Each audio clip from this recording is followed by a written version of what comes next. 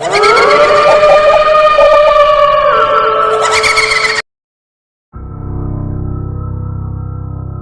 छोटे से गांव के स्कूल में एक रात का समय आया जब सब शांति से सो रहे थे। स्कूल की इमारत ठंडे हवा में लिपटी थी और रात का साया धीरे धीरे छाया जा रहा था। एक सामान्य सिस्टम की खराबी के कारण स्कूल के सभी कमरों के दरवाजे बंद हो गए और अंधकार में ढक गया। लेकिन एक कक्षा का दरवाजा खुला रह गया, जैसे कि कोई अनजान शक्ति उसकी तरफ खींच रही हो। वहां की एक सीधी बूंदें गिरती हुई रोशनी ने दिखाई और एक हंसती हुई बच्ची की आवाज आई, कौन है वहां? कुछ छात्र चौंके हुए उठे और देखा, वहां एक सुंदर और अजीब रूपवती छाया खड़ी थी। छाया ने मुस्कुराते हुए कहा, मैं एक पुरानी कहानी की रूपवती हूं जो इस स्कूल में बसी है। तुम्हें मेरी मदद करने की आवश्यकता है।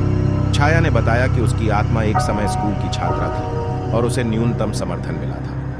उसका दिल तोड़ा गया था और उसकी आत्मा आज भी स्कूल में बसी है, अपनी मुक्ति का इंतजार करती है। छात्र ने उसकी कहानी को सुनकर समझा कि वे किसी अन्य दुनिया में हैं। छाया ने कहा, तुम्हें मेरी मदद करने के लिए तुम्हें एक पुराने पुस्तकालय के भयंकर कमरे तक पहुंचकर मुझे वहां मिलना होगा। छाया के साथ छात्र ने रात के अंधकार में पुस्तकालय की ओर बढ़ते हुए वहां पहुंचा। रास्ता भयानक और अजीब था, लेकिन उन्होंने साहसपूर्ण रूप से आगे बढ़ा। पुस्तकालय के अंदर वे एक पुराने और भूतिया कमरे में पहुंचे, जहां एक पुरानी पुस्तक थी जिसमें उन्हें छाया की मुक्ति के लिए विशेष मंत्र का पाठ करना था। बूंदें गिरती हुई रोशनी में छात्र ने मंत्र का पाठ किया और एक अद्वितीय ऊंचाई से एक अजीब सी आवाज सुनाई दी, धन्यवाद, तुमने मेरी मुक्ति का मार्ग खोला है। छात्र और छाया ने वहां से बाहर निकलते हुए सुना।